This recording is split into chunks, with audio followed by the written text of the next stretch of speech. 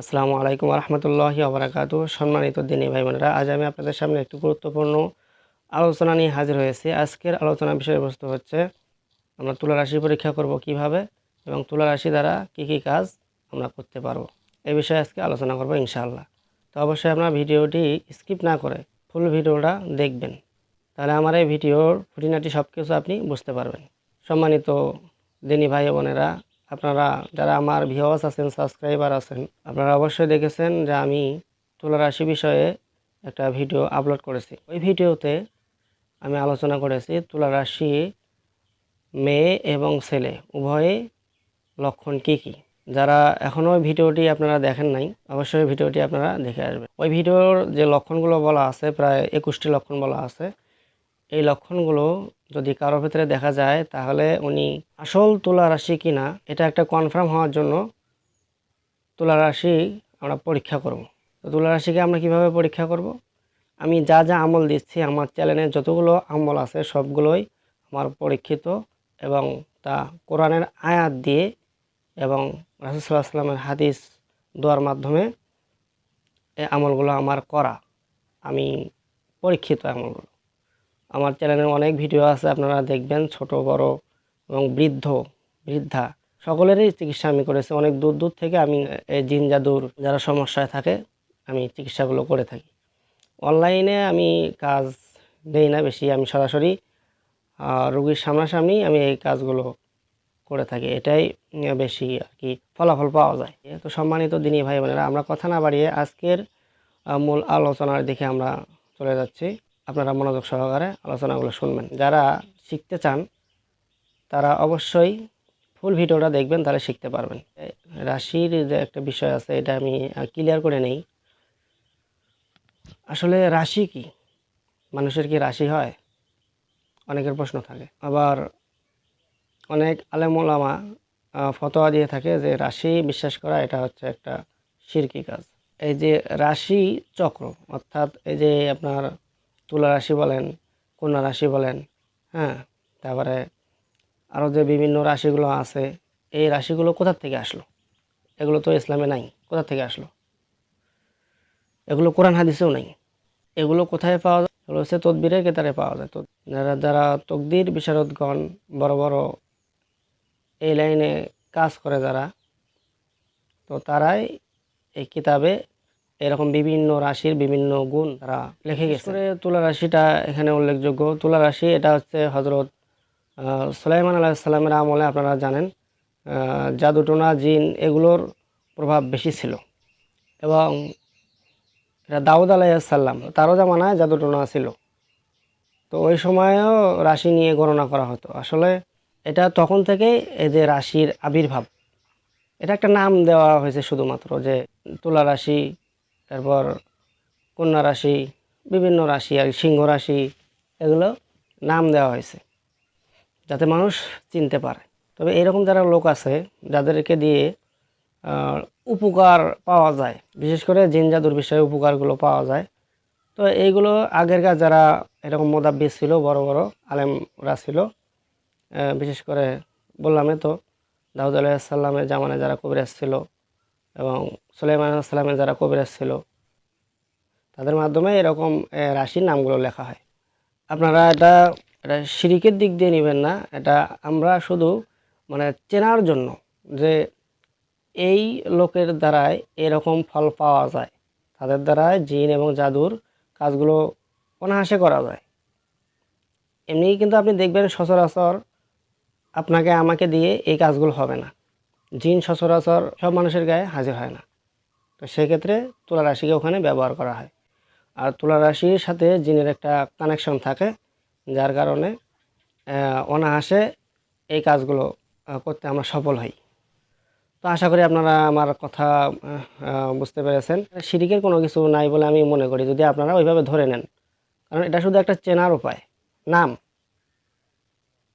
যে এই লোকক দিয়ে এরকম ফল পাওয়া যায়, এই লোকক দিয়ে এরকম কাজ হয়, সম্ভব, যেটা আপনাকে দিয়ে হয় না, আমাকে দিয়ে হয় না, কিন্তু লোকক দিয়ে হয়। তো এই লোকের চেনার একটা উপায় নাম দেওয়া হয়েছে, ইনি হচ্ছে তুলা রাশি। অন্য অন্য রাশির বিষয়গুলো ওইভাবেও করা হয়, বিশেষ করে যারা কন্যা রাশি, তো তো এদেরকে দ্বারা কি কাজ হয়, এদের প্রতি একটা জিনের আকর্ষণ থাকে, মেয়ে, বিশেষ করে মেয়ে জিনের, কন্যা রাশি যারা, এদের একটা মেয়ে জিনের আকর্ষণ থাকে, মেয়ে জিনরা কন্যা রাশিকে পছন্দ করে। তো যাই হোক, আমাদের আলোচনা যেহেতু ওইদিকে না, তো যেহেতু রাশি বিষয়ে এখানে আলোচনা হচ্ছে, আমি আবার আপনাদেরকে বলতে চাই যে রাশি এটা শিরকি বিষয় না, এটা শুধু একটা চেনার উপায় যে ইনি এই রাশি, ইনি এই রাশি। আশা করি আপনারা বুঝতে পারছেন, চেনার জন্য শুধু নাম দেওয়া হয়েছে। সম্মানিত দিনী ভাই বোনেরা, আমি এই কাজ 7 বছর হবে আমি এই কাজগুলো সাথে জড়িত আছি। এর আগে কিন্তু আমি আপনার মতো সাধারণ ব্যক্তি ছিলাম, লেখাপড়া করতাম। তা আমার ইচ্ছা ছিল, আশা ছিল, আকাঙ্ক্ষা ছিল যে আমি এরকম কাজগুলো শিখব, শেখার পর মানুষের উপকার করব, আল্লাহকে রাজি খুশি করার জন্য। এটাও একটা খেদমত। ডাক্তাররা যেমন রুগীর চিকিৎসা করে, ওখানে সেবা দান করে, ওটাও তাদের একটা খেদমত, ইবাদতও ওটা। আমরা শুধু মনে করি যে নামাজ পড়া, পর্দা করা, এগুলো হলো ইবাদত। এগুলো ইবাদত ঠিক আছে, কিন্তু এর বাইরেও ইবাদত আছে। যেমন মানুষের সাথে ভালো ব্যবহার করাটাও ইবাদত, মানুষের সাথে হাসি মুখে কথা বলাটাও ইবাদত। যারা রুকিয়া করে, কোরআন হাদিস মোতাবেক, দোয়া দরদের মোতাবেক রুকিয়া করে, তো এদের কাছ থেকে আপনারা চিকিৎসা নেবেন, তাহলে আল্লাহ রাব্বুল আলামিন দ্রুত আপনাকে শেফা দান করবে। সম্মানিত দিনী ভাই বোনেরা, আমরা এখন তুলা রাশি বিষয়ে আলোচনা করব, যে তুলা রাশি কিভাবে আমরা পরীক্ষা করব। তুলা রাশি কিনা তা চেক করার জন্য আপনারা তুলা রাশিকে পরীক্ষা করবেন। কিভাবে পরীক্ষা করবেন? কোরআনের আয়াতের মাধ্যমে। যে ব্যক্তি তুলা রাশি, আগের ভিডিওটা অবশ্যই দেখবেন, কিন্তু 21টা লক্ষণ আছে, ওই 21টা লক্ষণ যদি মিলিয়ে যায়, তারপরে তাকে পরীক্ষা করবেন যে এনার হাত চলে কিনা।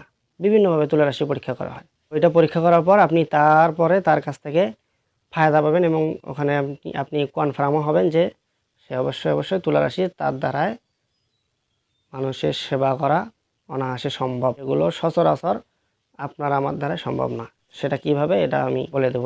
বিশেষ করে তুলা রাশি, আপনি যদি সন্দেহ হয় যে ইনি হচ্ছে তুলা রাশি, অথবা তুলা রাশি কিনা, এরকম চেক করবেন। অনেকভাবে তুলা রাশি পরীক্ষা করা যায়, আমি স্টেপ বাই স্টেপ এখানে বলতেছি, এবং তুলা রাশি দিয়ে কি কি ফায়দা এটাও আমি বলতেছি। 1 নম্বর, আপনারা তুলা রাশিকে পরীক্ষা করার জন্য তুলা রাশিকে নামাজের অজু করাইবেন। অজু করার পর একটা জায়নামাজ বিছাইবেন পবিত্র জায়গায়। মুদাব্বির সামনে বসবে পশ্চিমমুখ হয়ে, এবং যে রুগী সে মুদাব্বিরের সামনে বসবে পূর্বমুখী হয়ে। মুদাব্বির সাদা কাগজে কালো কলম দিয়ে লিখবে কোরআনে কারিমের একটি আয়াত, সূরা ইখলাসের আয়াতটি হচ্ছে বিসমিল্লাহির রহমানির রহিম, আল্লাহুস সামাদ। সূরা ইখলাসের 2 নম্বর আয়াত। এই আয়াতটি আপনি সাদা কাগজে লিখে 4 ভাঁজ দিবেন। দেওয়ার কাগজটা রোগীর ডান হাতের তালুতে দিয়ে এইভাবে মুট করাইবেন। মুট করে এরকম মাটিতে রাখবেন, হাতটি তুলা রাশি মাটিতে রাখবেন। রাখার পর মুদাব্বির হাত চালান দেবেন। তার আগে আপনি রোগীকে বলবেন যে আপনি স্ব ইচ্ছায় হাতটা নড়াবেন না। রোগী যেভাবে হাতটা ওখানে রাখছে ওইভাবেই যেন রাখে, তিনি ইচ্ছাকৃতভাবে হাতটা যেন সামনের দিকে, পেছনে বা ডানে বামে না সরায়।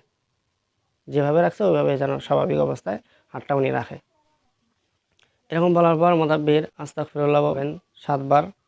আস্তাগফিরুল্লাহ রাব্বি মিন কুল্লি যামবি ওয়া আতুবু ইলাইহি লা হাওলা ওয়ালা কুওয়াতা ইল্লা বিল্লাহি আলিয়্যুল আযীম। 7 বার পরে 7টি ওই তুলা রাশির হাতের দিকে ফু দিবেন।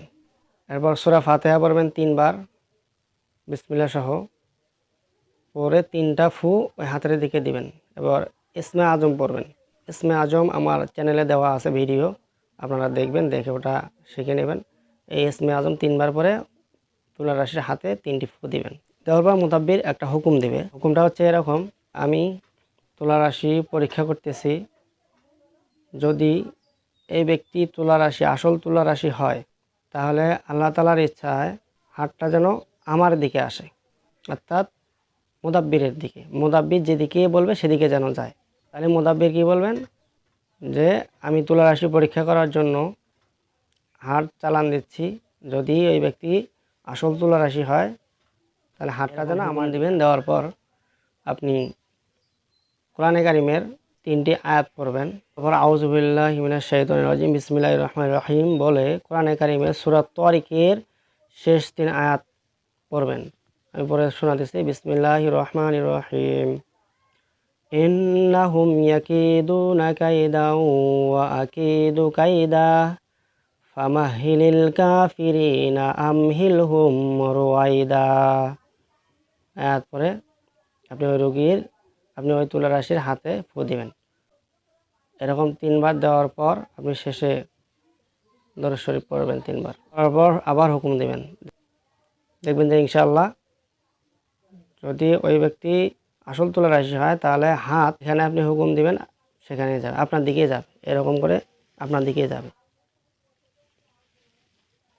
এটা একটা পরীক্ষা। এইভাবে আসল তুলা রাশি পরীক্ষা করা হয়। 2 নম্বর পরীক্ষা হচ্ছে তাব্বির। ওযু অবস্থায় সরিষার তেল নেবেন বাটিতে, নেওয়ার পর আস্তাগফিরুল্লাহ পড়বেন 7 বার, 7টি ফু দিবেন তেলে। এরপর দরুদ শরীফ পড়বেন 3 বার, 3টা ফু দিবেন। সূরা ফাতিহা পড়বেন 3 বার, 3টি ফু দিবেন ওই তেলে। ইসমে আজম 3 বার পড়বেন, 3টি ফু দিবেন ওই তেলে।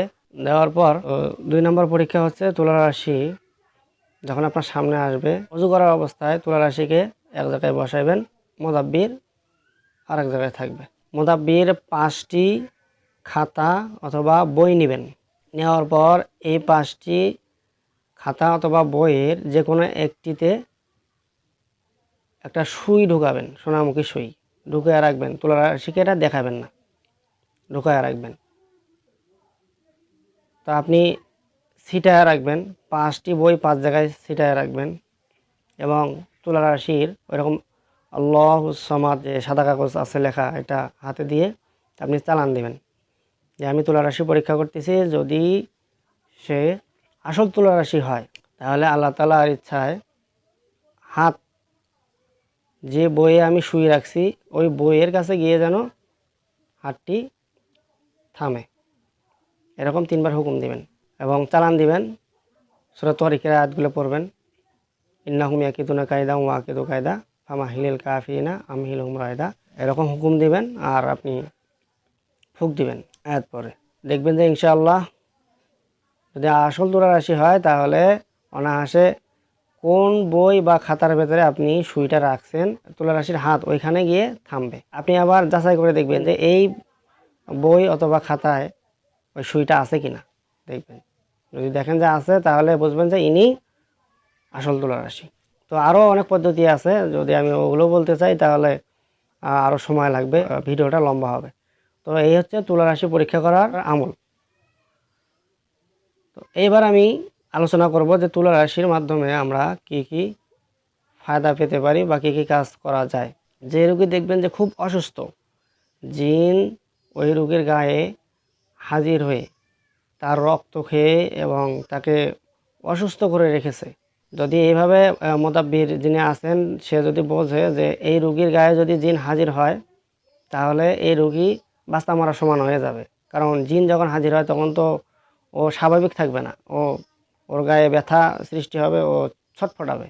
তো যে রুগী আছে, রুগী যদি ওই রকম হ্যাংলা হয় বা অসুস্থ হয় তাহলে ওই রুগী যে জিনটা হাজির হবে ওই রুগী ন্যস্ত করে ফেলবে এবং ওই রুগী মারা যাওয়ার। রুগী যারা আছে তাদের গায়ে জিন হাজির না করে আপনারা তুলা রাশির গায়ে জিন হাজির করাবেন।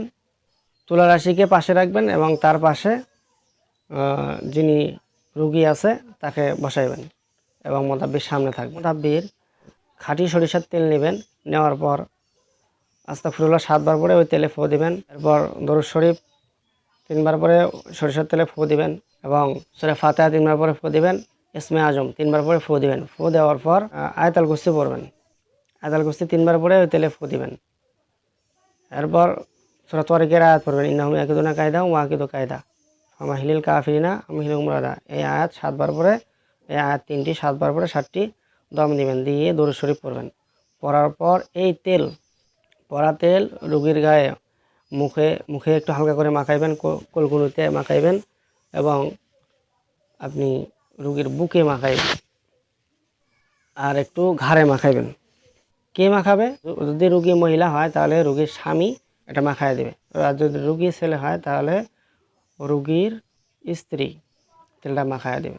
তো যদি রোগী সচ্ছল হয়, মানে রোগী নিজে নিজে এই তেলগুলো ব্যবহার করতে পারবে, তাহলে রোগীকে আপনি বলবেন যে আপনি নিজে যায় এই তেলগুলো মুখে একটু দিবেন, হাতের কোলগুলোতে একটু দিবেন, বুকে একটু দিবেন, পিঠে একটু দিবেন। এরপর তুলা রাশি, এই তেল তুলা রাশির মুখে দিবেন, হালকা করে মুখে মাখাইবেন, কোলগুনাতে মাখাইবেন এবং বুকে মাখাইবেন, ঘাড়ে মাখাইবেন। মাখানোর পর রুগী এবং তুলা রাশি সামনাসামনি থাকবে। থাকার পর মোজাব্বির ওখানে হুকুম দেবে, রুগীর নাম ধরবেন, রুগীর নাম ধরে বলবেন যে অমুকের গায়ে যে আসিফ আছে, আসরাত আছে, এই আসিফ আসরাতকে আমি তুলা রাশির নাম ধরবেন যে তুলা রাশির গায়ে হাজির করার নিয়াত করলাম, বা আমি তুলা রাশির গায়ে হাজির করাচ্ছি।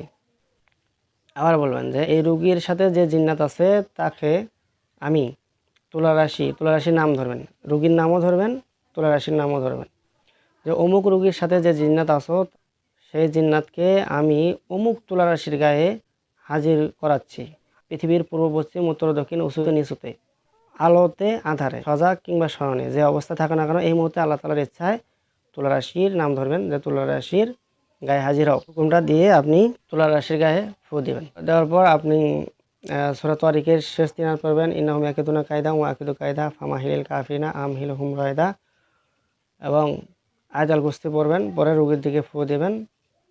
দেখবেন যে ইনশাআল্লাহ রোগীর গায়ে জিন্নাত তুলা রাশির গায়ে হাজির হবে, এবং ওখানে আপনি কথোপকথন করে তুলা রাশি শরীরে হাজির হওয়ার পর জিনটার সাথে কথোপকথন করে তাকে আপনি ওখান থেকে সরাইতে পারবেন। এটা হচ্ছে একটা তুলা রাশিকে দিয়ে জিন ছাড়ানির মাধ্যম।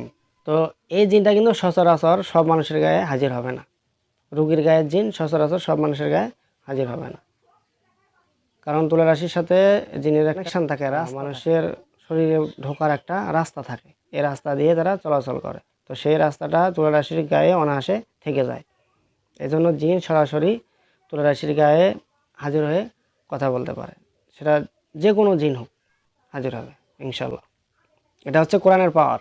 আমার অনেক ভিডিও আছে, আপনারা দেখবেন যে আমি কিভাবে জিন হাজির করে জিনের সাথে আমি সওয়াল জবাব করি, আপনারা দেখে নেবেন। এই হচ্ছে তুলা রাশিকে দিয়ে আমরা কি কি কাজ করে ফায়দা পাবো তার একটা বললাম।